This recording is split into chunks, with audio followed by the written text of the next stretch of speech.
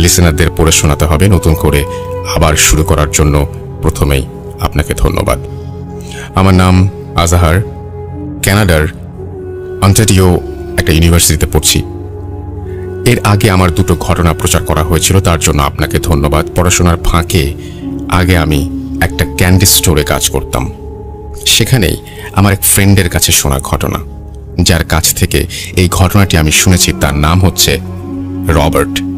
রবার্টের একজন কাজিনের সাথে মূলত এই ঘটনাটি ঘটে। তার কাজিন কেভিন থাকতো আমেরিকার নেভারাস্কায়। কেভিন ইউনিভার্সিটি অফ নেভারাস্কায় পড়াশোনা করত। ডর্মে জায়গা না পাওয়ায় তাকে একটা বাসা নিয়ে আলাদা থাকতে হতো।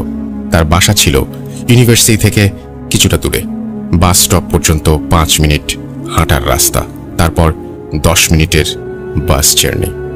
তার নেইবারহুডের আগে একটু বর্ণনা দেওয়া দরকার। শহরের একটু বাইরের দিকে মূলত ছিল এই নেইবারহুড, এবং তুলনামূলক একটু উঁচুতে, কারণ পাশেই একটা বেশ উঁচু টিলা ছোটখাটো পাহাড়ের মতো ছিল। সেখানে বিকেলে অনেকে হাঁটতে যেতেন, বিশেষ করে সামারের সময়। সেই পাহাড়ের চূড়োতে দাঁড়িয়ে থাকলে নিচে তাকালে পুরো শহরটা দেখা যায় রাতের বেলা, যা অবিশ্বাস্য মনোরম একটা দৃশ্যের সৃষ্টি করে। ঘটনা হচ্ছে কেভিনের গার্লফ্রেন্ডকে নিয়ে। কেভিনের গার্লফ্রেন্ডের নাম ছিল অ্যালিস। অ্যালিসের সাথে প্রায় তার সম্পর্ক 6 মাসের ছিল। কেভিন পছন্দ করত অ্যালিসকে। তারা অন্য কাপলদের থেকে অনেক আলাদা ছিল। পড়াশোনা থেকে শুরু করে সবকিছু একই সাথে করত। বলতে গেলে কেভিনের প্রচন্ড ভালো লাগা কাজ করত অ্যালিসের প্রতি, কিন্তু মুখ ফুটে কিছু বলতে পারত না। ঘটনার দিন অ্যালিস কেভিনের বাসায় আসে। তারা ওই দিন মুভি দেখে, ডিনার করে।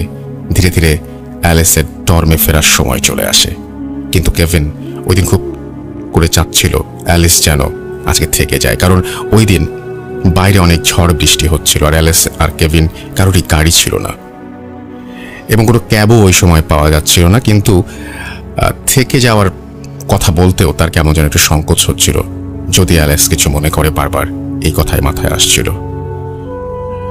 সে আসলে অ্যালিসকে অনেক ভালোবাসত, কিন্তু জানাতে ভয় পাচ্ছিল, যদি বলতে গিয়ে তাদের বন্ধুত্বই নষ্ট হয়ে যায়। অবশেষে মনের মধ্যে সাহস সঞ্চার করে অ্যালিসকে বলেই বসে, অ্যালিস, আমি বলছিলাম কি, যদি আজকে থেকে যেতে ভালো হতো, বাইরে অনেক ঝড় বৃষ্টি, কিছু পাবে না। তারপর মুচকে সে বলল, আমি থেকে যেতেই পারি, কিন্তু কিন্তু কেভিনের চোখে প্রশ্ন, কিন্তু আমি যেখানে থাকি সেখানে তো কেউ থাকতে পারে না। অ্যালিসের উত্তর। হো হো করে হেসে উঠল কেভিন। বলল, ভালোই তো গল্প ফেঁদেছ, তা এই যোগ করার কাজটা কবে নিলে? এইসব বলে অনেক ভয় পাইয়ে দেওয়ার চেষ্টা করছো নাকি আমাকে? হাসি নয় কেভিন, যারা আমার সাথে আগে আমার রুমে থাকতো তারা অনেকবার এই কথা আমাকে বলেছে। কিছুটা লজ্জিত হয়ে অ্যালিস বলল, আমি তোমাকে জানাতে চাইনি, কারণ মনে হচ্ছিল তুমি আমাকে ছেড়ে চলে যাবে, কিন্তু আজ সত্যিটা জানাতেই হলো। কতদিন আর এইভাবে লুকিয়ে রাখবো? আমার এই সমস্যা খুব ছোটবেলা থেকে। অনেক সাইকিয়াট্রিস্টের কাছে গিয়েছি, কোনো ফল পাইনি। সমস্যার ভয়াবহতা বুঝে কেভিন হাসি থামিয়ে ভারী গলায় বলল, এটা হয়তো সাধারণ কিছু, তুমি মিছিমিছি এরকম করছো। অ্যালিস উত্তর দিল, তোমাকে বোঝানো সম্ভব হবে না, তুমি বুঝবেও না, কেউই বোঝে না, আমিও সেটা জানি। তুমি আমাকে বলছো আমি থাকবো, কিন্তু তোমাকে একটা কথা দিতে হবে। কি কথা? জিজ্ঞেস করলো কেভিন। যদি দেখো আমার মধ্যে কোনো অস্বাভাবিকতা এসেছে, তাহলে আমাকে ছেড়ে তুমি লিভিং রুমে চলে যাবে।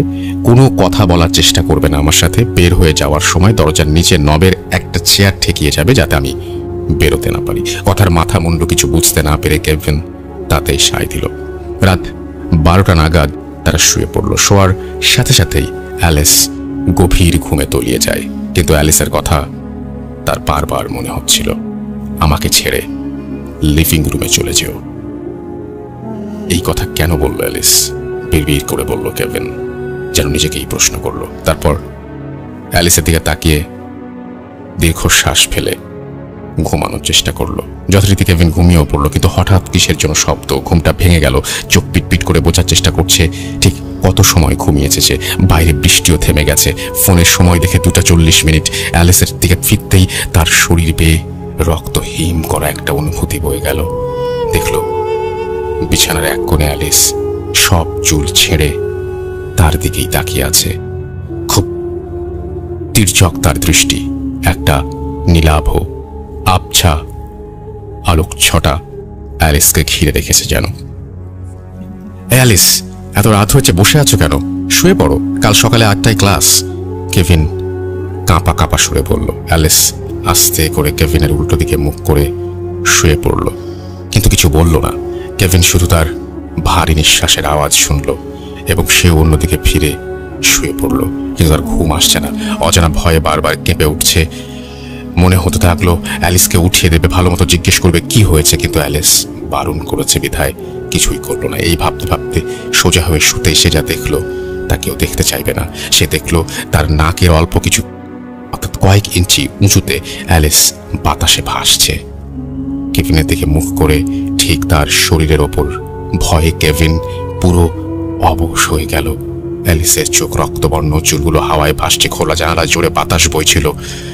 এবং অ্যালিস তখন বলছে, what makes you believe you can stay with me? তারপরে তিনি আরো অনেক কিছুই বলেছে। তার রক্ত মাংস সব ছিঁড়ে আলাদা করে ফেলবে, এরকম কিছু একটা। এবং বলছে, তুমি আমার সাথে থাকতে চাও? জ্যান্ত অবস্থায় তোমার চামড়া তুলে তোমার হাড় থেকে শরীরের মাংস খুবলে নেব আমি। পিলে চমকানো কণ্ঠে কেভিনকে এই হুমকি দিয়ে কেভিন নড়তে পারছিল না। সে এত ভয় পেয়েছিল যে তার মনে হচ্ছিল নড়লে অ্যালিস তারপরে হামলা করবে এবং যা বলছিল তার নারকীয় রূপ দেখবে। অবিশ্বাস্য হলেও সত্যি, অ্যালিসের গলায় কণ্ঠ আগের মতো ছিল না। খুব ভারী, পুরুষালী কেউ যেন অ্যালিসের রূপ ধারণ করে কথা বলছে। কেভিন প্রতিটা মুহূর্ত এক ঘন্টার মতো মনে হচ্ছিল তার কাছে। অনেক কষ্টে শক্তি সঞ্চার করে ঢোক গিলে সে অ্যালিসকে বলল, অ্যালিস, আমি কেভিন, তুমি এমন করছো কেন? অ্যালিস এখানে নেই। যদি বাঁচতে চাও তবে তাকে একা রেখে কোথাও যাও। সেই ভয়ঙ্কর কণ্ঠের উত্তর এলো। পুরোটা সময় অ্যালিস কেভিনের শরীরের ওপর ভাসছিল। তখন কেভিন অ্যালিসের কথা বলা সেই কথাটি কেভিনের মনে পড়ে গেল, যদি দেখো আমার মধ্যে কোনো অস্বাভাবিকতা এসেছে তাহলে আমাকে ছেড়ে লিভিং রুমে চলে যাবে। তারপর অনেক সাহস শক্তি সঞ্চার করে অ্যালিসকে বা অ্যালিসের রূপ ধারণকারী সেই মানুষটিকে কাঁপা কাঁপা স্বরে বলল, ঠিক আছে অ্যালিস, আমি লিভিং রুমে যাচ্ছি, তুমি ঘুমিয়ে পড়ো। আমি অ্যালিস নই, গর্জে ওঠে সেই অবয়ব। কেভিন ধার্মিক ছিল না, বলা চলে একটু নাস্তিক ধরনেরই, একটু অ্যাগনস্টিক যাকে বলে আর কি। কিন্তু অ্যালিসের এই রূপ দেখে সে ঈশ্বরকে ডাকতে শুরু করলো। মনে প্রাণে ঈশ্বরকে ডাকার কারণেই হয়তো বা ধীরে ধীরে অ্যালিস কেভিনের থেকে দূরে সরে যেতে লাগলো। রুমের একদম কোনায় গিয়ে সে মাটির উপরে দাঁড়িয়ে পড়লো। তারপর তার চোখ দুটো আংটার মতো জল জল করছিল।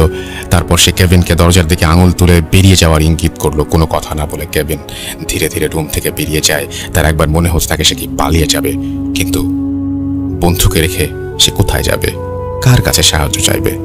তাছাড়া তার মনে হচ্ছিল অ্যালিস তার কোনো ক্ষতি করবে না। সে লিভিং রুমের সোফায় জড়সড় হয়ে বসে সব চিন্তা করছিল আর মনে মনে ঈশ্বরকে ডাকছিল। তার বেডরুম থেকে অ্যালিসের ভারী গলার গগন বিদারী চিৎকার ভেসে আসছিল, আর সাথে জিনিসপত্র ভাঙার আওয়াজ। অ্যালিসের সাথে থাকতে চাইলে তোমাকে মরতে হবে, আর মরতেই হবে। নারকীয় কণ্ঠে অ্যালিস এই বলে চিৎকার করতে থাকে। ধীরে ধীরে সময় বয়ে যেতে থাকে। ভোর হওয়ার একটু আগে ভারী পায়ের আওয়াজ শুনতে পায় কেভিন। কেউ যেন খালি পায়ে প্রচণ্ড আক্রোশে মাটি ঠুকতে ঠুকতে এগিয়ে আসছে লিভিং রুমের দিকে।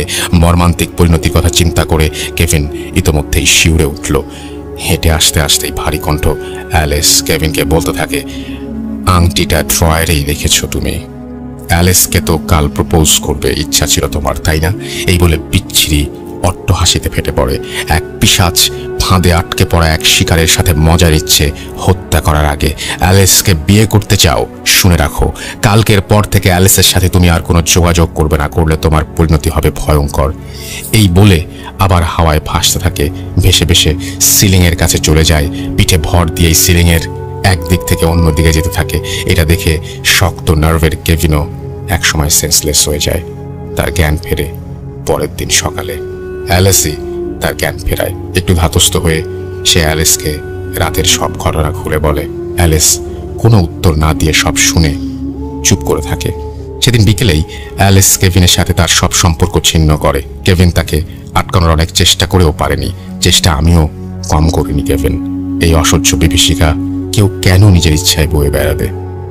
অ্যালিসের উত্তর। এই বলে সে কেভিনের জীবন থেকে সম্পূর্ণ হারিয়ে যায়। অনেক খোঁজ করেও তার কোনো সন্ধান পায়নি কেভিন। আর একদিন হঠাৎ কেভিনের মনে পড়ে অ্যালিস পজেস থাকা অবস্থায় বলে যাওয়া একটি কথা, আংটিটা ড্রয়ারেই রেখেছ তুমি। অ্যালিসকে তো কাল প্রপোজ করবে, তাই না? সত্যিই সেদিন, যেদিন অ্যালিস তাকে ছেড়ে চলে যাবে, সেদিনই সে ঠিক করেছিল অ্যালিসকে প্রপোজ করবে, সারা জীবন সঙ্গী করার জন্য। এই কথা কেউ জানত না, এমনকি তার বেস্ট ফ্রেন্ডও না। অ্যালিসকে সারপ্রাইজ দেওয়ার ছিল তার উদ্দেশ্য।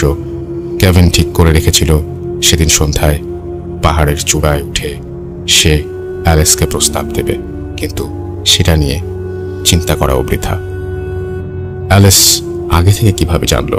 আসলে কি তার সাথে অশরীরী কেউ ছিল যে অ্যালিসের সাথে অন্য কাউকে সহ্যই করতে পারে না? নাকি এটা শুধুই একটা মানসিক রোগ? আশা করি লিসেনাররা এর উত্তর দিবেন। ঘটনাটি আমাদের কাছে একটু অদ্ভুত লাগবে, কারণ ঘটনাটি অন্য একটা দেশের একটা সিচুয়েশন এটা, এবং অন্য একটা দেশের কনটেক্সটে লেখা। সো বুঝতেই পারছেন যে আমাদের কালচারের সাথে অনেকটাই মেলে না ব্যাপারটা।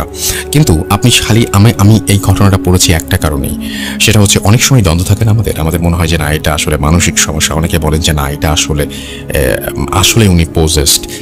আমার একটা কোয়েশ্চেন থাকবে, এই ঘটনাটার ভালো মন্দ কোনো কিছু বিচারে করবেন না, এটা আমার রিকোয়েস্ট। ঘটনাটা শুনুন। এটা আমাদের দেশে হলে হয়তো অন্যভাবে হতো। এটা হয়তো হতো আপনার বন্ধুর সাথে বা আপনার প্রিয় মানুষটির সাথে, যাকে আপনিও হয়তো প্রপোজ করতে চান, তার সাথে হয়তো অন্য কোনো একটা পরিস্থিতিতে আপনার এই ঘটনাটা ঘটতো। হয়তো আপনার বন্ধু বা আপনার কাছের কারোর সাথে এরকম ঘটতে পারে যে তিনি এরকম একটা অস্বাভাবিক আচরণ করছেন। কি মনে হয়, এটা কি মানসিক সমস্যা, নাকি এই সমস্যা আসলেই ব্যাখ্যাতীত, অলৌকিক? Bhoot.com. The fear returns with Russell.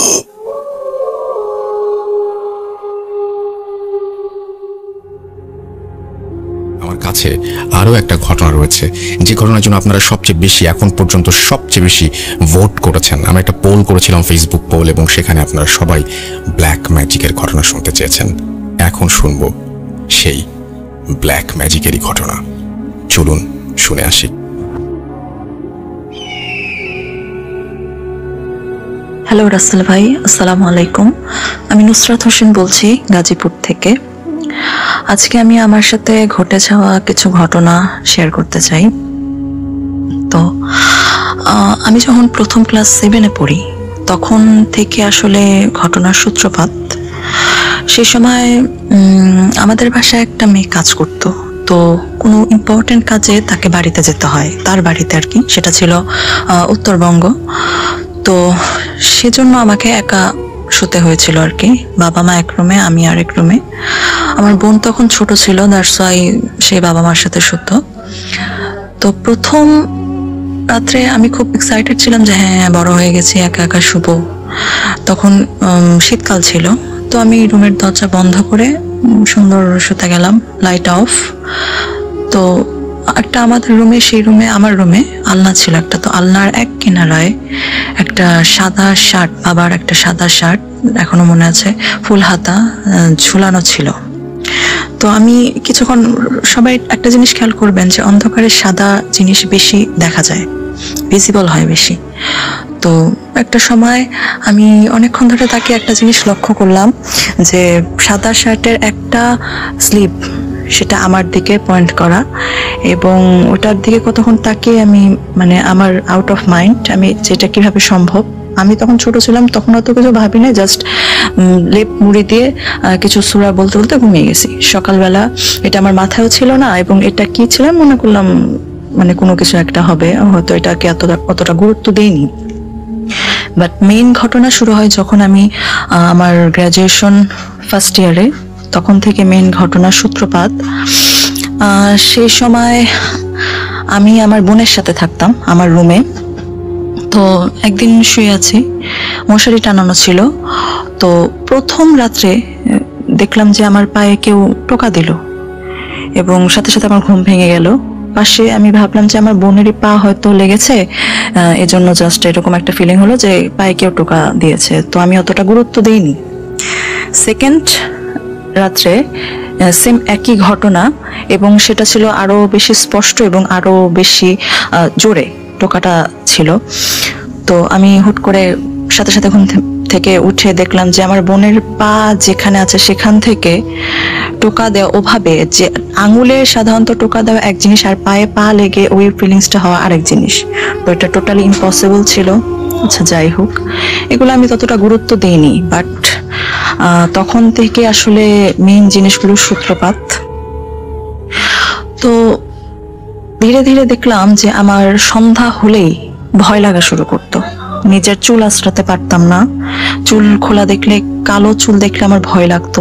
সারাদিন আমি ভালো থাকতাম, ভার্সিটি কোচিং এগুলো নিয়ে বিজি থাকতাম, বাট যখন বাসে আসতাম সন্ধ্যাটা হলেই আমার রাজ্যের ভয় এসে আমাকে হানা দিত। তো ঘটনার শুরু প্রায় প্রত্যেক রাতে আমি নানা রকম জিনিস দেখতাম। যেরকম এক রাতে দেখলাম যে কিছু ছোট ছোট বাচ্চার কঙ্কাল, কিছু ছোট ছোট, যেরকম মামি টুতে আমরা দেখে থাকবো যে কিছু কিছু ছোট ছোট পিগমি টাইপ কঙ্কাল, এগুলো আমার দিকে তেড়ে আসছে। আমি সাধারণত লাইট অন করে সবসময় ঘুমাতে যেতাম, বাট সেদিন আমি ঘুমিয়ে যাওয়ার পরে আমার মা লাইটটা অফ করে দেয়। তো হুট করে মাঝরাতে আমার ফিলিং হয় যে মানে কিছু আমাকে দেখছে। তো এক কোণা থেকে দেখলাম অসংখ্য ছোট ছোট এরকম কঙ্কাল আমার দিকে হানা দিচ্ছে, আমাকে ভয় দেখাচ্ছে। আমি যখন এগুলো দেখতাম, আমার একটা প্লাস পয়েন্ট ছিল, তখনই চোখটা বন্ধ করে আমি আয়াতুল কুরসি পড়া শুরু করতাম, এবং দেখলাম যে আয়াতুল কুরসি পড়ার সাথে সাথে সেগুলো ভয় পাচ্ছে, বাট এগুলো এরকম না পিছিয়ে যাচ্ছে, আমাকে অ্যাটাক করার জন্য একবার আসছে আবার পিছিয়ে যাচ্ছে। তো আমি সাহস করে উঠে লাইটটা অন করি, দেখি কিছুই নেই। আরেক রাতে দেখলাম যে সেদিন ওই রাত্রে ওই মাসটা রমজান মাস ছিল। তো আমি ঘুমিয়েছিলাম আমার বোন পাশে। দেখলাম যে আমার ড্রেসিং টেবিলের উপর একজন লোক বসে আছে, আরেকজন লোক আমার দরজার পাশে হেলান দিয়ে দাঁড়িয়ে আছে। যে লোকটা ড্রেসিং টেবিলে বসা সে খুবই হাট্টাকাট্টা, স্বাস্থ্যবান, হেলদি ছিল, এবং যে দরজার পাশে কিনারায় হেলান দিয়ে সে একবারে জাস্ট লাইক, মানে এরকম শুকনা, এরকম অ্যারক্সিক মানুষ সাধারণত হয় না, এরকম শুকনো একবারে পাটকাঠির মতো সে দাঁড়িয়েছিল। দুইজনেই ঝলমলে পোশাক পরা এবং দাঁড়িয়ে দুজনেই আমার দিকে দৃষ্টি করা, ওদের দুজনের মুখ বোঝা যাচ্ছে না। আমি দেখে যখন এগুলো দেখতাম আমি কোনো কিছু বলতে পারতাম না, মুখ দিয়ে আমার কথা বের হতো না, আমার সারা শরীর ঠান্ডা হয়ে যেত, বুবায় ধরা টাইপ এরকম একটা ফিলিংস আমার হতো। আমি যে কাউকে পাশে শুয়ে থাকা অবস্থায় কাউকে যে ডাকবো সেই শক্তিটা আমার থাকতো না। আমি চোখ বন্ধ করে আল্লাহর নাম নিতাম, আয়াতুল কুরসি পড়লাম, দেখলাম যে আস্তে আস্তে ছোট হতে হতে এগুলো জাস্ট ভ্যানিশড হয়ে গেল। বাসায় অনেকবার জানানোর পরেও আমার বাবা মা কোনো গুরুত্ব দিত না। তো এটা আমার কাছে খুব উইয়ার্ড লাগতো, কেন?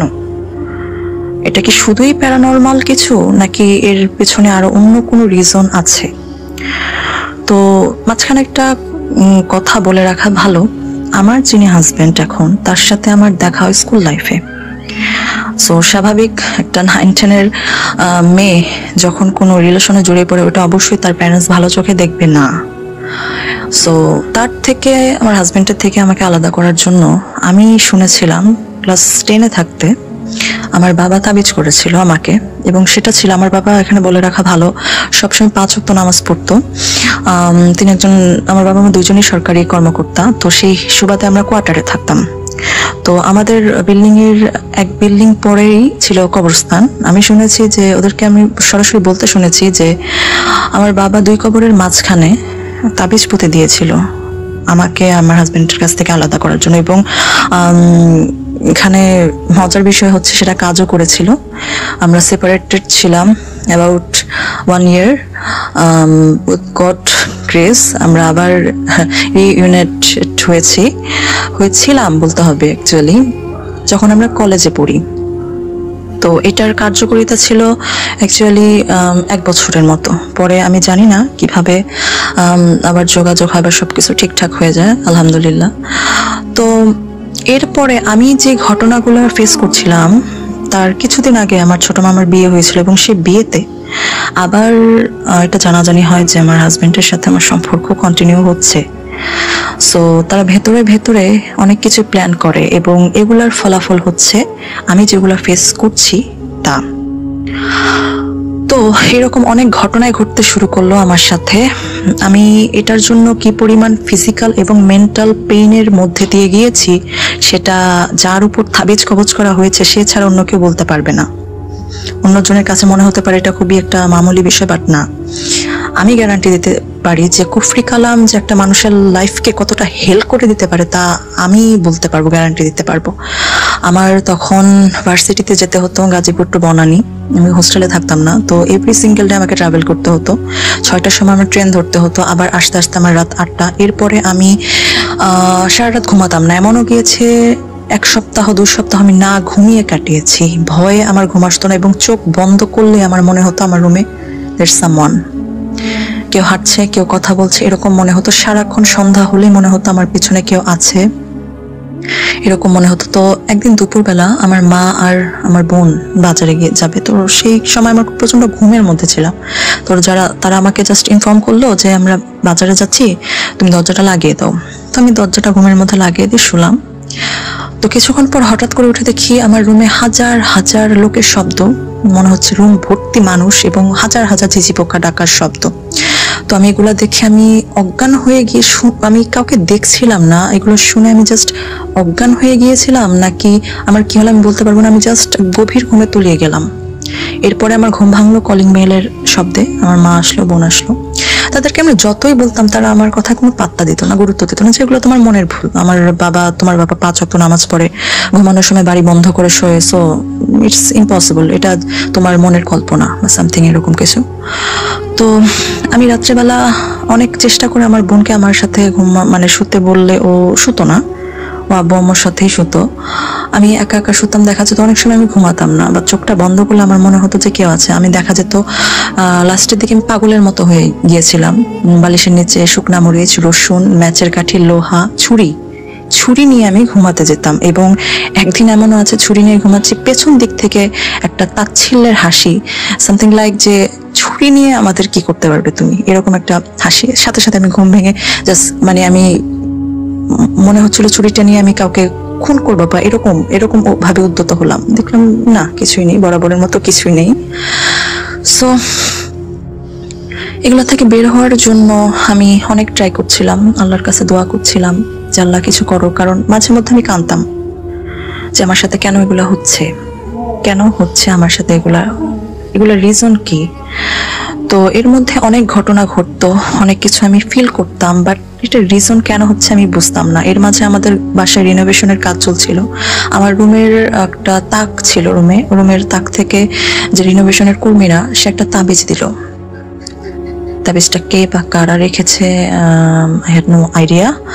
আমি তাবিজটা দেখলাম, খুললাম, কিছুই বুঝলাম না, কিছু আরবি লেখা ছিল। তো যাই হোক, এটা নিয়ে বাবাকে বললাম, ওরা বললো যে তারা কিছুই জানে না। তো মাঝখানে দেখেছিলাম যে বাবা মা তাবিজ পড়েছিল, তারা দুজন। হুট করে কেনই বা তাবিজ পড়বে, কারণ তাদের কখনো আমি দেখিনি তাবিজ পড়তে। হুট করে কেনই বা তাবিজ পড়া শুরু করলো, কেনই বা কি কারণ আমি বুঝে উঠতে পারছিলাম না। তো এই সময়ের মধ্যে আমার যে হাজবেন্ড, তার সাথে তখন আমার সম্পর্ক কন্টিনিউ হচ্ছিল, তার সাথে আমার সম্পর্কের অবনতি ঘটে। দেখা যেত যে আমি যে মেয়েটা সবসময় নিজেকে শালীনভাবে রাখতো, সবসময় অন্যদের থেকে নিজেকে একটা দূরত্ব বজায় রেখে চলতো, সবসময় তার সম্পর্কটাকে সবচেয়ে বেশি গুরুত্ব দিত, সে এখন দেখা যাচ্ছে যে ফ্র্যাঙ্কলি অন্য ছেলেদের প্রতি তার অ্যাট্রাকশন বেড়ে গেছে। ফেসবুকে হোক, সরাসরি হোক, তাকে তখন আর আমার হাজবেন্ডকে ভালো লাগতো না, যেটা সত্যি কথা, ভালোই লাগতো না, উইদাউট এনি রিজন আমার ভালো লাগতো না। দেখা যেত আগে ফেসবুক ইউজ করতাম না, বাট ফেসবুকে আমি এখন অনেক বেশি অ্যাক্টিভ আগের চেয়ে, অনেক ছেলেদের সাথে চ্যাটিং করছি, এগুলো আমার হাজবেন্ড পছন্দ করতো না। তো একটা পর্যায়ে গিয়ে আমি অন্য এক ছেলের সাথে ইনভলভ হয়ে যাই এবং এই রিজনের কারণে আমাদের সম্পর্কটা ভেঙে যায়। আমি আমার পাস্ট হিস্ট্রি থেকে আমি মনে করতাম যে বাবা মা হয়তো আবার কিছু করেছে, বাট আমার তেমন কিছুই ছিল না যে হ্যাঁ আচ্ছা হয়েছে, ঠিক আছে, এটা ন্যাচারালি হতেই পারতো, যা হয়েছে ভালোই হয়েছে, আমি প্রেজেন্ট যে ছেলে তার সাথে সুখে থাকবো, যা গিয়েছে গিয়েছে। আমার তখন মানে তার প্রতি কোনো ফিলিংসই ছিল না। আচ্ছা যাই হোক, এরপরে আমি লাস্ট ঘটনাটা যখন ঘটে সেটাও রমজানের সময়, তখন আমি আর মা শুয়ে আছি। তো আমি খাটের কিনারায় শুয়েছি, মা আমার পিছে ঘুমাচ্ছে। হুট করে মনে হলো আমার সামনে কেউ। তো চোখ খুলে দেখি আমার বোন, সে চুল টুল খুলে দাঁড়িয়ে আছে আমার সামনে এবং আমাকে এইভাবে জাস্ট উপর থেকে দেখছে। আমি জাস্ট বুঝে উঠতে পারলাম না, কিছুক্ষণ আগে তাকে দেখলাম পড়ার টেবিলে পড়তে বসেছে, সে এখানে কিভাবে আসলো। আর তখন আমি হ্যাঁ আসতেও পারে, বাট আমার কেন জানি খুব ভয় লাগা শুরু করলো। আসলো তো আমাকে এইভাবে দেখার কথা না।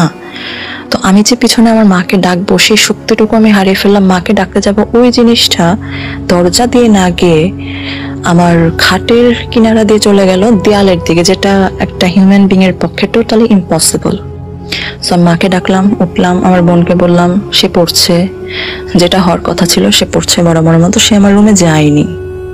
তো এই ঘটনার পর আমি স্ট্রংলি ডিসিশন নিলাম যে না, আমাকে হুজুর দেখাও, না হলে আমি ভাবে পারছি না, আমি মেন্টালি আর পেইন ফিজিক্যালি আর পেইন নিতে পারবো না। এটাতে আমি প্রচন্ড অসুস্থ হয়ে পড়ছিলাম, মেন্টালি ফিজিক্যালি রাতে ঘুমাতে পারতাম না। তার উপর আমার ব্রেকআপ, ওকে সরাসরি আমি মন থেকে ভুলতে পারতাম না, আবার দেখা যেত ভালো লাগতো না, মানে একটা দ্বিধাদ্বন্দ্বের মধ্যে ছিলাম। তো নানুর বাসায় আমাকে এক হুজুর দেখানো হলো। সে বলল যে, উনি রিজনগুলো জিজ্ঞাসা করলো যে কি কি হয়, আমি কি কোথাও চলে যাই বা রাত্রিবেলা উঠে কোথাও চলে যাই নাকি বাসায় থাকি বা কিরকম জিনিস ফেস করি, আমি সবকিছু ডিটেলে বললাম। তো উনি শুনলেন, শোনার পরে পানি পড়া দিলেন, বললেন যে মঙ্গলবার এবং শনিবার রুমের মধ্যে যেটাতে এবং রুম চেঞ্জ না করতে, এবং বললেন যে ঘুমানোর সময় বুকের মধ্যে অথবা হাতের মধ্যে বিসমিল্লাহ বলে ওমর, আইন, মিম, রা, এই 3টা ওয়ার্ড লিখে শুতে। তো আমি তাই রিচুয়ালস গুলা ফলো করা শুরু করলাম এবং দেখলাম যে একটা জিনিস খেয়াল করলাম, এগুলো যেগুলো আমার সাথে হচ্ছে সেগুলো যে হুট করে রিচুয়ালস গুলা ফলো করার পর বা পালন করার পর চলে যাচ্ছে তা না, বাট যাচ্ছে গ্র্যাজুয়ালি, খুবই গ্র্যাজুয়ালি। সেগুলো এখন আমাকে হয়তো কাছে আসতে পারে না, বাট হ্যাঁ কিছুটা ডিস্টেন্স রেখে আমাকে ভয় দেখায়। তখন আমি ঘুমের মধ্যে চিল্লাই উঠতাম, নানা রকম স্বপ্ন দেখতাম, আজে বাজে স্বপ্ন। তো এরপরে আরো কয়েক মাস পরে আমি সামহাও জানতে পারি, অনেক জোরাজুরি করার পর আমার বোনের কাছ থেকে আমি জানতে পারি যে বরাবরের মতো আমার বাবা মা, আমার ফ্যামিলি আমাকে তাবিজ করেছিল আমার হাজবেন্ডের কাছ থেকে দূরে সরানোর জন্য, এবং সেটা করেছিল আমার মামার বাসায়, আর কি অ্যাকচুয়ালি আমার নানুর বাসায়। আমার খালার সাথে এক লোক চাকরি করতো, সে আরেক হুজুরকে জানতো, যে থাকতো গাজীপুর টঙ্গীতে, সে জিন পালতো। সো তাকে ডেকে আনা হয়েছিল। প্রথমবার তারা নিজ দায়িত্বে তাবিজ কবজ করেছিল, হ্যাঁ এটা স্টে করেছিল, বাট এবার ওরা কোনো রিস্ক নেয়নি, সরাসরি জিনের মাধ্যমে কাজটা করেছিল। এবং নানু বাসায় সেটা 2টা জিন নামানো হয়েছিল। আমার মামা সেখানে উপস্থিত ছিল, আমার খালাতো ভাই ছিল, আর কে ছিল আমার মনে নেই, আমি জানি না। সমস্ত ঘর অন্ধকার করে দেওয়া হয়েছিল। আমার মামিকে তার শ্বশুর বাড়ি পাঠিয়ে দেওয়া হয়েছিল, কারণ নিউলি ম্যারিড, তো অবশ্যই চাইবে না সেগুলো ফেস করতে। তো জিন আসে, 2টো জিন ছিল, যাদেরকে আমি আগে বলেছিলাম, 2জনকে আমি দেখেছিলাম আমার ড্রেসিং টেবিলের উপরে বসা, তারাই ছিল। তো তাদের ভাষ্য মতে তারা বললো যে 2টো জিন ছিল মুসা আলাইহিস সালামের যুগের, এবং তারা তাদের কথায় কাজ করেছিল তাদের মতো, এবং যেটা ফলো তারা পেয়েছিল। বাট তাদের কাজ করে যাওয়ার পরও আমার সঙ্গ ছাড়েনি। মাঝখানে এখানে বলে রাখা ভালো, আমি একটা স্বপ্ন দেখেছিলাম যেটা টোটালি বাস্তবের মতো। এরকম স্বপ্ন আমি প্রায় দেখতাম যে একটা ছেলে, সে আমাকে ধরে, জাস্ট আমরা যেরকম নিউলি ম্যারিড কাপলরা একজন আরেকজনকে ধরে ছবি তোলে স্টুডিওতে, সামথিং লাইক দ্যাট, এরকম স্বপ্ন দেখতাম। তো ওরা ওদের কাজ করে যাওয়ার পরও আমাকে ছেড়ে যেতে চায়নি। তো এই জন্যই আমি নানা রকম উইয়ার্ড এসব জিনিস দেখতাম, ফেস করতাম। তো এরপরে আস্তে আস্তে এগুলো চলে যে যায় না। এখানে একটা জিনিস বলে রাখা ভালো, আমি যতটুকু জানি বা আমি আমার লাইফ থেকে যতটুকু ফিল করেছি, যে যেখানে ব্ল্যাক ম্যাজিক করা হয় সেই জায়গাটা পজেসড হয়ে যায় এবং সেখান থেকে সহজে জিনিসগুলো যেতে চায় না। হ্যাঁ যায়, বাট আবার ওটা ফিরে আসে। তো আমি আমার রুমে কখনো রাত্রেবেলা শান্তি মতো ঘুমিয়েছি এটা আমি বলতে পারবো না। দেখা যেত যে সারা রাত আমার রুমে অডিও তেসুরা বাকারা বা এরকম কোনো সূরা চলতো, আমি একটু যাও ঘুমাতাম, মনে হতো যে কেউ আমার সামনে আছে, কেউ আমার সামনে আছে, আমি এগুলো ফিল করতাম। তো যাই হোক, এখন আমি আমার হাজবেন্ডের বাসায়, কারণ আল্লাহ যা ইচ্ছা করে তা হাজার কুফরি কালাম, হাজার তাবিজ কবজ দিয়েও তা করা সম্ভব না। মানুষের ভাগ্যে যা আছে তা হবেই। আলহামদুলিল্লাহ আমার সাথে এরকম কোনো ঘটনা, এরকম কোনো কিছু হয়নি যার জন্য আমাকে হাজবেন্ডকে হারাতে হয়েছে। বাট অবশ্যই আমার অনেক ফিজিক্যাল এবং মেন্টাল পেইনের মধ্য দিয়ে যেতে হয়েছে। আমি চাবো না এরকম কোনো কিছু কারোর সাথে করা হোক, কারণ কুফরি কালাম করা খুবই বাজে একটা জিনিস। সেটা যে কেউই করুক না কেন, ভালোর জন্য করা হলেও খুবই খুবই বাজে একটা জিনিস। এটা আমি আমার নিজের লাইফ থেকে দেখে শিখেছি, বুঝেছি এটা কতটা মেন্টাল এবং শারীরিক পেইন দিতে পারে একটা মানুষকে, সেটা আমি বুঝেছি। তো এই ছিল আমার ঘটনা। আশা করি সবার ভালো লাগবে। ভালো লাগলে অবশ্যই আমার ঘটনাটা ভাইয়া প্লে করবেন। সবার জন্য শুভকামনা, ভালো থাকবেন সবাই। আসসালাম। Spirit, be here with me.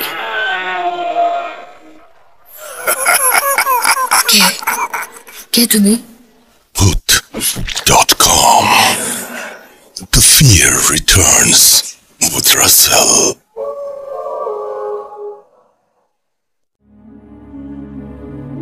চলুন শুনে আসি আফনান ভাইয়ের ঘটনা।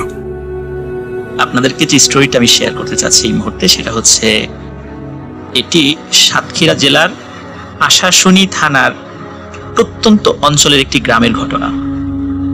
এই স্টোরিটি আমাকে শেয়ার করে দিয়েছেন সৈকত, যার বাড়ি খুলনা, এবং সৈকত মাঝে মাঝে অনেক চমৎকার চমৎকার স্টোরি আমাকে এনে দেয়। এর জন্য সৈকতকে ধন্যবাদ। ঘটনাটি বেসিক্যালি যিনি বলেছেন ওনার নাম হচ্ছে আসাদ ভাই, এবং যার সঙ্গে ঘটেছে সেটা হচ্ছে আসাদ ভাইয়ের বাবা। ঘটনাটির সময় ছিল 2012 সালে। আসাদ ভাইয়ের যে বাড়ি, গ্রামের বাড়ি, সেটা সম্পর্কে একটু বলে নেই। সেটা হচ্ছে যে ওনার বাড়িটা যে জায়গাটাতে, সেই জায়গাটা বিশাল এরিয়া নিয়ে ওনার বাসা। তো বাসার ওনাদের যে থাকার যে ঘরগুলো আছে, সেই ঘরগুলোর পাশে আবার একটি বড় পুকুরও আছে। পুকুরের পাশে বিশাল বাঁশ ঝাড় আছে। আবার ওই বাঁশ ঝাড়ের পাশাপাশি দুটো কবরস্থান আছে। একটি হচ্ছে ওনাদের পারিবারিক কবরস্থান, আর একটা হচ্ছে ওনারা একটা সাধারণ মানুষের জন্য একটি কবরস্থান বড় করে দান করেছিলেন, সেটা সেই কবরস্থান। এরকম দুটি কবরস্থান ওনাদের বাসার পাশেই আছে আর কি। ওনাদের বাসার পাশে যে পুকুরটা রয়েছে, ওই পুকুরের পাশে যেই বিশাল বাঁশঝাড় আছে, বাঁশঝাড়ের পাশে পাশে এই দুটো কবরস্থান আছে। একদিন এই আসাদ ভাইয়ের আব্বা যিনি, উনি যেটি করেন সেটা হচ্ছে যে উনি প্রায় প্রতিদিনই চেষ্টা করেন তাহাজ্জুদের নামাজ পড়ার জন্য। উনি তাহাজ্জুদের নামাজ পড়ার জন্য উনি ওঠেন। কোনোদিন দেখা যাচ্ছে যে বাসার কাছে যে কলটি রয়েছে, সেই কলেই উনি অজু করেন। আবার কখনো দেখা যাচ্ছে যে পুকুর আছে, পুকুরে উনি অজু করতে চান। একদিন উনি রাত্রে আসলে অতটা ঘুমান নাই। নর্মালি উনি ঘুম থেকে আবার উঠে রাত 2টা-2:30টার দিকে উঠে অজু করে তখন উনি তাহাজ্জুদের নামাজ পড়েন। ওই দিন বিভিন্ন পারিবারিক কারণে ওনার স্ত্রীর সাথে কথা বলতে বলতে দেরি হয়ে যায়। তখন রাত বেজে যায় প্রায় 1টা কি 1:30টা। তখন উনি চিন্তা করেন যেহেতু 1টা-1:30টা বেজে গেছে, এখন যদি শুয়ে পড়ি তাহলে তাহাজ্জুদের নামাজের জন্য তো উঠতে পারবো না। তো একটা কাজ করি, একবারে অজু করে আসি, অজু করে তাহাজ্জুদের নামাজটা পড়েই শুয়ে পড়ি। তখন এই চিন্তা করলে ওনার স্ত্রীকে বলেন যে এখন আমি আজকে আর কলে অজু করবো না, যাই একটু পুকুরের পানিতে আজকে অজু করে আসি। ওই দিনটি আবার ছিল আমাবস্যা। ওই দিনটি না রাত আর কি, এই রাতটি ছিল আমাবস্যার রাত। এটাও শোনার অতটা মনে ছিল না। উনি যখন বাসার একদম কাছেই তো পুকুর, উনি যখন বের হয়েছেন একদম ঘুটঘুটে অন্ধকার, তখন ওনার মনে হচ্ছিল যে একটু বাতি নিয়ে আসলে ভালো হতো। আর তখন উনি বুঝতে পারলেন যে আসলে আজকে অমাবস্যা। এই অমাবস্যার কথা চিন্তা করেও উনি আসলে ওরকম কোনো ভয় কখনো পানও নাই। উনি এরকম ওনার সাথে কোনো প্যারানরমাল বিষয় ঘটতে পারে ওটা উনি চিন্তাও করেননি। উনি যেটি করেন সেটি হচ্ছে যে পুকুরে উনি নামতে যাবেন, পুকুরের ঘাটে। ওই পুকুর ঘাটের পাশেই আরেকটি ওয়াশরুম ছিল। দেখা যাচ্ছে যে ওই ওনাদের বাড়িতে গৃহস্থ বাড়ি, তো অনেক সময় দেখা যাচ্ছে যে অনেক সময় অনেক কামলারা ওনার কাজে আসেন, তাদের জন্য বাড়ির বাইরে আলাদা একটা ওয়াশরুম বানানো ছিল। তো উনি হঠাৎ করে খেয়াল করেন যে ওই ওয়াশরুমের দরজাটা ধপাস করে খুলে গেল এবং কালো ছায়ার মতো কি যেন বের হয়ে এসে একদম মানে ঝাঁপ দিয়ে পুকুরের পানিতে পড়ে গেল। উনি এই জিনিসটা দেখে আসলে মানে বেশ ভয় পান। ভয় পেলেও উনি চিন্তা করেন যে এত রাত্রেবেলা বের হয়েছি, ছোটখাটো জিনিস যে দেখবো এটা স্বাভাবিক। তো উনি এই চিন্তা করেন এবং উনি আয়াতুল কুরসি পরে শরীরে ফু দেন এবং উনি আবারও পুকুরের ঘাটে নেমে যান। নেমে মানে পানিতে অজু করা শুরু করেন। তো উনি যখন অজু করছিলেন তখন অদ্ভুত একটা ব্যাপার উনি ফিল করছিলেন। সেটা হচ্ছে যে উনি যখন পানিতে হাত ডুবাচ্ছিলেন অজু করার জন্য, ওনার মনে হচ্ছিল যে ওনার হাতের সাথে কোনো একটি হাত মানে ছোঁয়া লাগছে, মানুষের মতো হাত বা অন্য কিছু। তো উনি ফার্স্টে মনে করেছিলেন যে কোনো মাছ হবে হয়তো বা, কারণ অনেক সময় আমরা পুকুরে নামলে আমাদের পায়ের নিচে মাছ পড়ে যায় বা পায়ের সাথে মাছের বাড়ি খায়, এরকম কিন্তু হয়ই। যারা পুকুরে নেমেছেন আপনারা জানেন, এই এক্সপিরিয়েন্স মোটামুটি অনেকেরই আছে, পুকুরে নামলে মাছের সঙ্গে শরীরে টাচ লাগে। উনি ফার্স্টে মনে করেছিলেন যে ওনার হাতের সঙ্গে মাছের ছোঁয়া লাগছে, কিন্তু উনি কিছুক্ষণের মধ্যে আবিষ্কার করলেন যে না, এটা তো আসলে মাছের মতো মনে হচ্ছে না, মনে হচ্ছে কোনো মানুষের নরম হাত বা এই টাইপের কিছু। উনি যাই হোক, উনি তারপরেও চিন্তা করেন তোমার মাছই হবে আর কি। এই চিন্তা করে অজু করে পেছন দিকে ঘুরে আস্তে আস্তে ওঠা শুরু করেন, মানে পুকুর ঘাট থেকে উপরের দিকে ওঠা শুরু করেন। কিন্তু তখন উনি ফিল করেন যে কেউ মনে হয় ওনার মানে নরম হাতে ওনার দুই পা ধরে রেখেছে এবং ওনার দুই পা অবশ হয়ে গেছে, উনি কিছুতেই উঠতে পারছেন না এরকম মনে হচ্ছে। ওই অবস্থা উনি পেছন দিকে ঘুরে তাকান কিন্তু ওর কিছুই দেখতে পান না। কিন্তু উনি ফিল করছিলেন ওনার কোনো নরম কোনো হাতটা যদিও বড় কিন্তু নরম কোনো হাত ওনার পা ধরে রেখেছে, কিন্তু খুব শক্ত করে ধরে নাই, মানে একটা মিডিয়াম ফোর্সে আর কি ধরে রেখেছে। উনি কষ্ট করে মানে উঠে পড়েন, ঘাট থেকে উপরে উঠে পড়েন এবং উঠে দ্রুত বাসায় চলে আসেন। বাসায় এসে ওনার স্ত্রীকে বলেন যে এই ঘটনা, আমি তো এই মানে ঘটনাটা কেবল এক্সপিরিয়েন্স হলো আমার। তখন ওর স্ত্রী বলেন যে আপনি দ্রুত শুয়ে পড়ুন, এখন তাহাজ্জুদের নামাজ পড়ার দরকার নেই, ফজরের নামাজের সময় আজান দিলে আমি আপনাকে ডেকে দিব, তখন ওটা ফজরের নামাজ পড়বেন, এখন আর তাহাজ্জুদের নামাজ পড়েন না, আপনি দ্রুত শুয়ে পড়েন, এখনই ঘুমিয়ে পড়ুন। তখন উনি ওনার স্ত্রীর কথা শুনে শুয়ে পড়েন। তখন স্ত্রীর ভাষ্য অনুযায়ী হঠাৎ করে রাতের বেলা এই ওনার শুয়ে পড়ার প্রায় 1 ঘন্টা পরে উনি ঘুমের মধ্যে গোংরাতে থাকেন।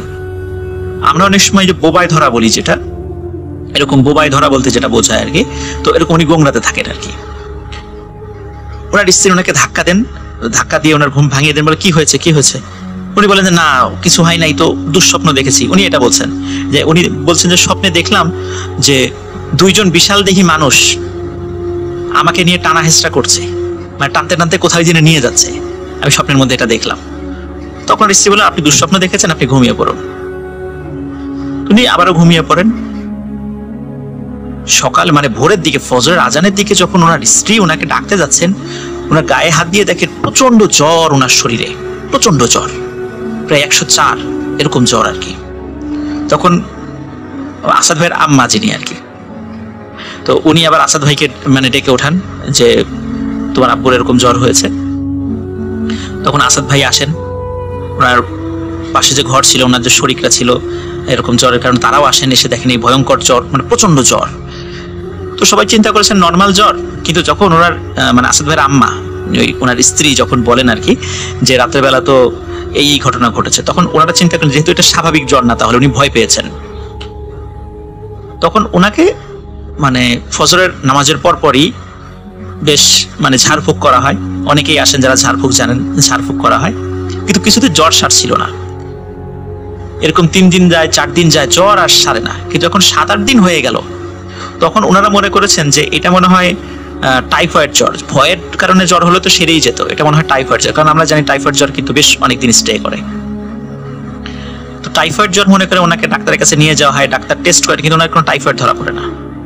উনি বেশ কিছু অ্যান্টিবায়োটিক খান, কিন্তু তারপরেও ওনার টাইফয়েড ধরা পড়ে না। তখন আসলে কি হলো এটা মানে কেউ কিছু বুঝতে পারছিলেন না। তখন যেটি হয় সেটা হচ্ছে যে এই আসাদ ভাইয়ের বাসায় বেশ আগে একজন শিক্ষক এসে ওনাদেরকে মানে পড়াতেন। বেসিক্যালি উনি যদিও জেনারেল মানে লাইনের শিক্ষক, বাংলা অঙ্ক ইংরেজি এগুলোই পড়াতেন ওনাদের বাসায় এসে ওনার ভাইদেরকে, কিন্তু উনি 5 ওয়াক্ত নামাজ পড়তেন এবং দেখলে মনে হতো উনি একজন খুব বড় মাপের একজন হুজুর। এবং উনি যেটি করতেন সেটি হচ্ছে যে উনি অনেক সময় এই তাবিজ কবজ এবং ঝাড়ফুঁক এটা উনি করতেন আর কি, ওই শিক্ষক। তখন আসাদ ভাই ওই শিক্ষকের কথা মনে পড়ে এবং ওনার কাছে যান যে এই ব্যাপার, আপনি একটু এসে আমার আব্বুকে দেখে যান এবং কি ঘটনা ঘটেছে সব কিছু বিস্তারিত বলেন তাকে। তো উনি আসেন, উনি আসার পরে মানে দিনের বেলাতেই সবার সামনে যেটি করেন সেটা ওনার ঘরের মধ্যে একটি তারকা চিহ্ন আঁকেন। শ্রোতা বন্ধুরা, আমরা অনেক সময় যে তারা আঁকি, আপনারা খেয়াল করবেন যে তারার কিন্তু শীর্ষ দেশ আমরা মানে 5টি শীর্ষ দেশ আঁকি একটি তারার।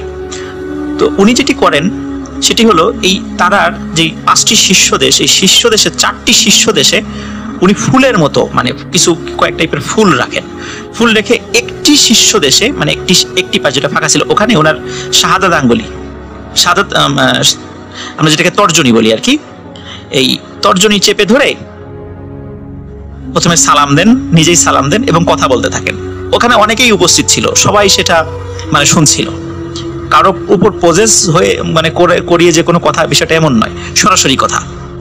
উনি প্রথমে সালাম দেন এবং বলেন যে, খুব সম্মানের সাথে বলেন যে তোমরা ওনাকে কেন আসর করেছ? তখন ওই পাশ থেকে বলছে যে আমরা তো ওনাকে কখনো আসর করি নাই এবং এখনো আমরা তো ওনার সাথেও নাই। তখন বলে যে তাহলে এই যে ওনার যে জ্বর, তারপরে ওনাকে তোমরা ভয় দেখাইলে কেন, আর এই জ্বর হয়েছে কেন? তখন ওই পাশ থেকে বলে যে আসলে উনি যেদিন আমাদের সাথে দেখা হয় এই দিনটা, এই রাতটা ছিল হচ্ছে অমাবস্যার রাত। আমাদের আসলে কোনো ইচ্ছা ছিল না ওনাকে মানে কোনো ডিস্টার্ব করার, কিন্তু উনি আমাদের মানে চলার পথে চলে আসছেন, যার কারণে আমাদের আসলে সম্পূর্ণ অনিচ্ছাকৃত ভাবেই ওনার সঙ্গে একটু ডিস্টার্ব হয়ে গিয়েছে এবং আমরা সত্যি একটু দুষ্টুমি করে ফেলেছি, কিন্তু আমরা তো ওনাকে কোনো ক্ষতিও করি নাই বা আমরা ওনাকে আসরও করি নাই এবং আমরা ওনাকে ধরেও রাখি নাই। তখন বলেছে তাহলে জ্বর আসলো কেন? বলে যে আসলে জ্বর আসছে কারণ মানুষ যখন কোনো জিনের দ্বারা কোনো কারণে প্রভাবিত হয় তখন ভয় পেলে এই জ্বরটা একটু দীর্ঘস্থায়ী হয় এবং এটা সেরেও যায়। ওই জিনেরাই বলছে যে ওনার ভয়ের কোনো কারণ নাই, উনি সেরে যাবেন। তখন ওই ওস্তাদ বা শিক্ষক উনি বলছেন যে তোমরা এখানে কয়জন থাকো? তখন ওই জিনেরা বলছে আমরা 2 ভাই, আমরা এখানে থাকি। বলে তোমরা কি করো? বলে যে এখানে যে কবরস্থান আছে, এই কবরস্থানের পাশ দিয়ে একটি রাস্তা গিয়েছে এবং আরেকটু সামনে গিয়ে একটা দোকান আছে। তো ওই দোকানটা আসলে আবুলের দোকান নামে পরিচিত। তো ওই দোকান বলে যে আমরা এই দোকানের এই রাস্তাটা আমরা একটা পাহারা দিই, এখানে রাতের বেলা আমরা পাইচারি করে আমরা পাহারা দিই। বলে তোমরা কিভাবে পাহারা দাও? বলে আমরা হাতে ল্যাম্প, আমরা যেটাকে কুপি বলি, বলে যে আমরা এই 2 ভাই 2টো কুপি নিয়ে পাহারা দিই। তখন বলে তোমরা কেন এখানে কেন পাহারা দাও?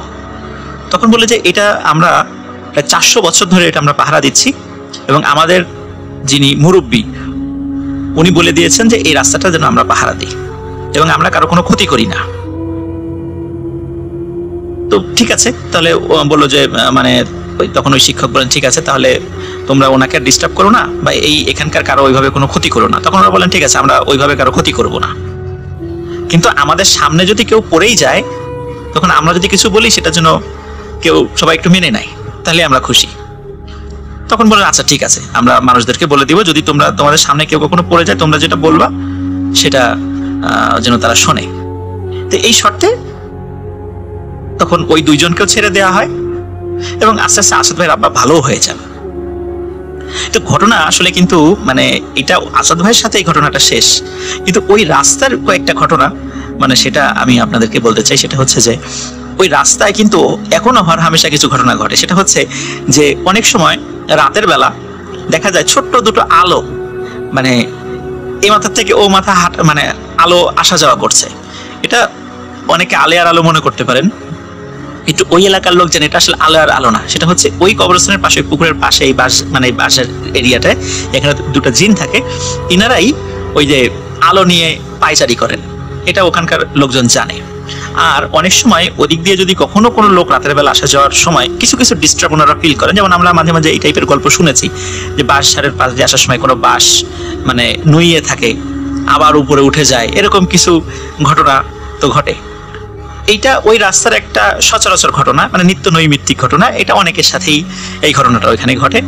এবং আরও যেটা হয় সেটা হচ্ছে যে যদি কখনো দেখা যাচ্ছে যে কোনো লোক কোনো কারণে দেরি হয়ে গেছে, হাতে কোনো মাছ মাংস নিয়ে আসছে, তখন স্পেশালি মাছ নিয়ে আসলে তখন ওনারা মানুষের শুরুতে এসে ওই মাছ দাবি করে। আমরা এই টাইপের গল্প কিন্তু এর আগে অনেক শুনেছি, ওনারা মানুষের এসে মাছ দাবি করে এবং তখন কিন্তু ওই মাছটা দিয়ে দিতে হয়।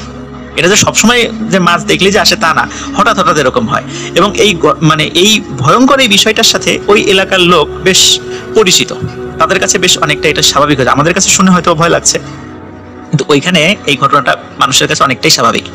কিন্তু একবার একটা ঘটনা যেটা ঘটে সেটা হচ্ছে যে এক ব্যক্তি ওনারা যেটা মানে আসাদ ভাইয়ের বর্ণনা অনুযায়ী সেটা হচ্ছে যে ঢাকা থেকে একটি লঞ্চ এটি ছাড়ে এবং ছেড়ে এসে প্রথমে ওই আশাশুনি উপজেলার কাছে একটা ঘাট আছে, এই ঘাটের কাছে আসে রাত 2:30টার দিকে।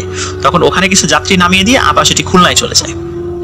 তো একজন যাত্রী এরকম মানে উনি চাঁদপুর থেকে বেশ কয়েকটা ইলিশ মাছ কিনেছিল, যখন চাঁদপুরে ঘাটে দাঁড়িয়েছিল তখন উনি বেশ কয়েকটা ইলিশ মাছ কিনেছিল। তখন উনি যখন আসছিল তখন আবার যখন ওই রাত 2:30টার দিকে মানে আশাশুনির ওখানে যে ঘাট আছে সেই ঘাটে নামিয়ে দেয়, উনি সেটা নিয়ে আসছিলেন আর কি। ওদিক দিয়ে আসার পথে উনি বিষয়টা অতটা জানতেন না যে এখানে এরকম ঘটনা হয়। তো ওনার কাছে মানুষের স্রোতে একজন এসে মাছ চেয়ে বসেন। এখন উনি বলছেন যে উনি আসলে বুঝতে পারেন নাই যে এটা আসলে কি। উনি বললেন যে আপনার মাছ খাওয়ার দরকার, আপনি আমার বাসায় আসেন, রান্না করে আমার পরিবারের সাথে আমি আপনাদেরকে খাওয়াবো, কিন্তু আমি তো অনেক কষ্ট করে মাছটা কিনে নিয়ে আসছি, এত দূর থেকে নিয়ে আসছি, আমি আপনাকে কেন দিব? তখন ওরা বলে যে তোমার কাছে তো 2টা মাছ, তাহলে একটা দিয়ে যাও। বলে যে না, আমি একটাও দিব না। তো ওদের সাথে একটু কথা কাটাকাটি হয়, সে মাছ নিয়ে আগাতে থাকে। আগাতে রাস্তার মানে মাটির রাস্তা, তো এক জায়গা বেশ কাদা ছিল, বৃষ্টির ওই দিন আবার বৃষ্টিও হয়েছিল, কাদা ছিল। তো ওখানে কাদার মধ্যে উনি যখন পা দিয়েছেন তখন উনি মানে ওই লোকটি ফিল করলেন যে উনি আস্তে আস্তে কাদার মধ্যে ডুবে যাচ্ছেন, মানে মনে হচ্ছে চোরা কাদায় পড়ে গেছেন, ডুবে যাচ্ছেন। তখন ওই অবস্থায় উনি চিৎকার চেঁচামেচি শুরু করতে থাকেন। ওনার ওই চিৎকার মানে আশেপাশের লোকদের কাছে মানে আশেপাশে অনেকে শুনতে পান যে কোনো লোক চিৎকার করছে। বেশ কিছু লোকজন হাতে টর্চ লাইট নিয়ে বের হয়ে আসেন। বের হয়ে আসার পর তখন ওই ব্যক্তিকে কোমর পর্যন্ত মানে মাটির নিচে মানে কাদার মধ্যে উনি ডুবে গেছেন, এই অবস্থায় এসে লোকজন পান। তখন ওনাকে ওখান থেকে টেনে তোলেন এবং ওনার যে 2টা ইলিশ মাছ ছিল এই 2টা মাছ কিন্তু আর ওখানে পাওয়া যায়নি। তখন উনি সবাইকে বলেন যে এই ঘটনা। তখন ওখানকার লোকজন বলেন যে তোমার উচিত ছিল, যেহেতু 2টো মাছের মধ্যে অন্তত একটি মাছ চেয়েছিল, তোমার উচিত ছিল দিয়ে দেয়া, কারণ আমরা এই ঘটনাগুলোর সাথে মানে পরিচিত এখানে। তো তখন উনি বলেন যে আমি তো বিষয়টা জানতাম না, তো যার কারণে আমি তো মানে বুঝতে পারি নাই যে এই ঘটনা ঘটেছে। তো এটাই ছিল রাসেল ভাই এবং যারা শুনছেন, মানে এটা ছিল ঘটনা। আশা করি সবার ভালো লেগেছে। সবাইকে আবারও ধন্যবাদ জানাচ্ছি, আবারও ঈদ মুবারক। সবাই ভালো থাকবেন, সুস্থ থাকবেন, আমার জন্য দোয়া করবেন। আসসালামু আলাইকুম। Spirit, be here with me.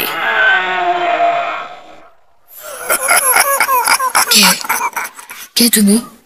Bhoot.com.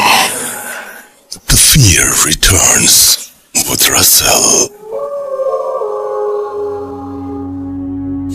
আমি চলে যাব আমাদের পরবর্তী ঘটনায়, এবং অফকোর্স এই ঘটনাটিও ব্ল্যাক ম্যাজিক নিয়ে, যেহেতু আপনারা ব্ল্যাক ম্যাজিক অনেক অনেক বেশি পছন্দ করছেন এবং ভোট করেছেন, সুতরাং আরও একটি ব্ল্যাক ম্যাজিকের ঘটনা আশা করছি আপনাদের ভালো লাগবে।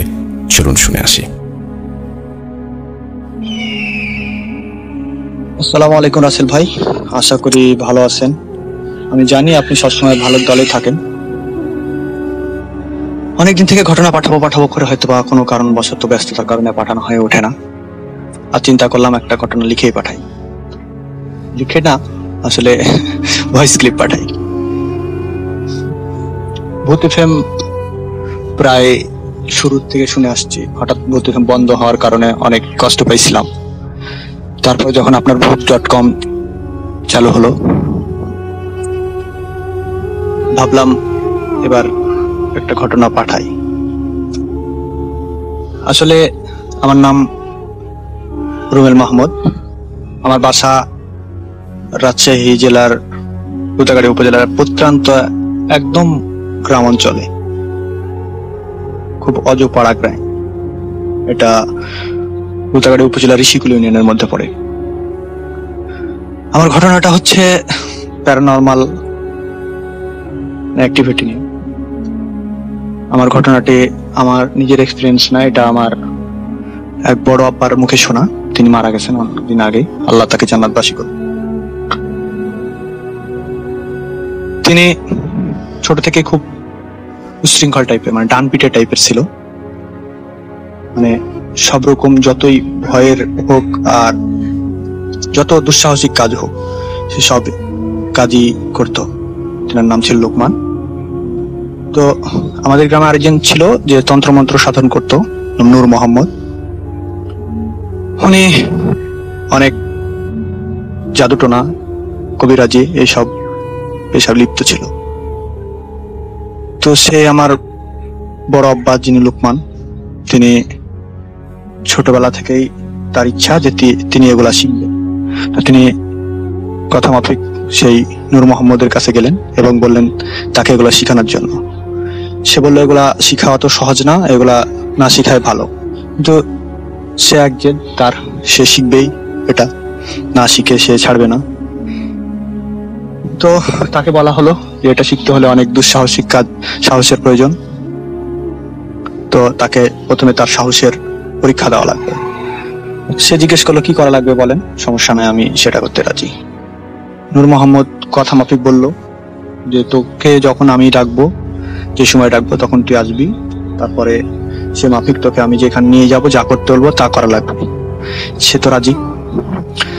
তো আমাদের এলাকায় একজন আত্মহত্যা করেছিল, মেয়ে মানুষ।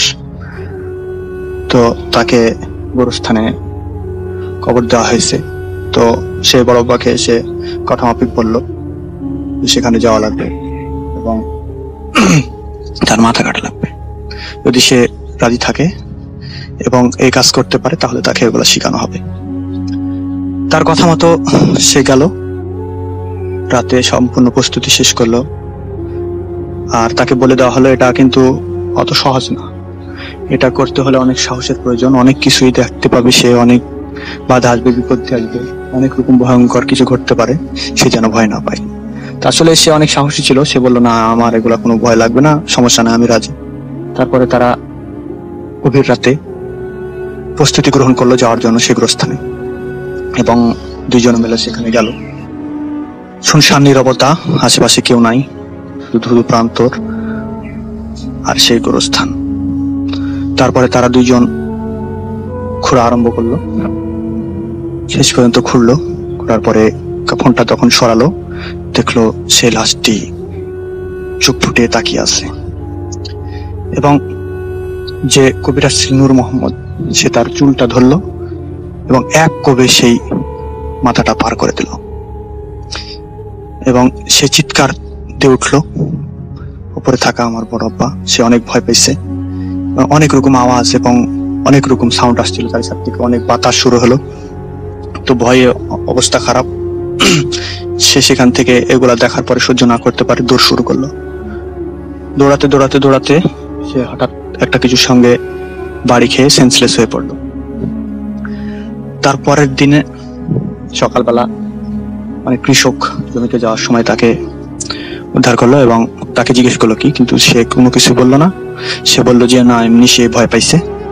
তারপরে নূর মোহাম্মদ তাকে পরবর্তী সময় আমার বড় আব্বা সে নূর মোহাম্মদের কাছে গেল এবং জিজ্ঞেস করলো কি হয়েছিল সেদিন রাত্রে। তারপরে সে সেদিন বললো তুই যদি নাই পারতিস তাহলে গেলি কেন, তোর জন্য আমার অনেক সমস্যা হয়েছে, তোকে আর শিখাবো না এটা। সে বললো না, আমার আর শিখার প্রয়োজন নাই, এমনিতে আমি অনেক ভয় পাইছি। তারপর অনেক পানি পড়া, অনেক কিছু দেওয়ার পর সে সুস্থ হয় এবং এগুলা যে আর কোনোদিন করবে না সেই শপথ গ্রহণ করে।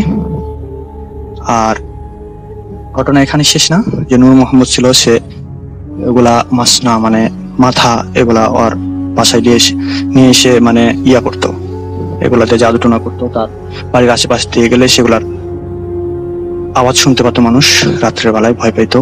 আর বাড়ির আশেপাশ দিয়ে অনেকজনে যাইতো না।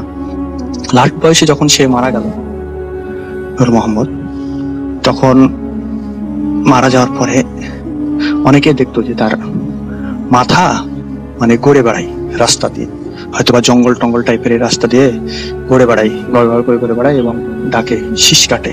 অনেকজনা ভয় পাইতো।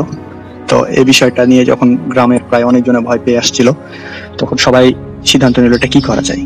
আসলে উনি অনেকজনের মাথা কাটতো, অনেক খারাপ কাজ করতো, এই কারণে হয়তো বা এই পরিস্থিতি। সবাই মিলে সিদ্ধান্ত নিল একটা বুজুর্গ ব্যক্তিকে নিয়ে আসলো, তারপর তার কবরে একটা মিলাদের মতো দোয়া টোয়া করলো। তারপর থেকে আর এই ঘটনা অনেকে দেখে না, এখান থেকেই শেষ। তো আমার বড়পার মুখে ঘটনা শোনা, তিনি বলছেন যে আসলে এই কাজগুলা দেখে ভালো না, তিনি মারা গেছেন। তো রাসেল ভাই, এই ছিল আমার ঘটনা। যদি ভালো লাগে তাহলে পড়ে শোনায়েন। তো শেষ vote.com দীর্ঘজীবী হোক এই কামনা করছি। আর যদি আমার এই অডিও ক্লিপটি সিলেক্ট হয় তো অবশ্যই জানায়েন। ভালো থাকবেন, আল্লাহ হাফেজ। Spirit, be here with me.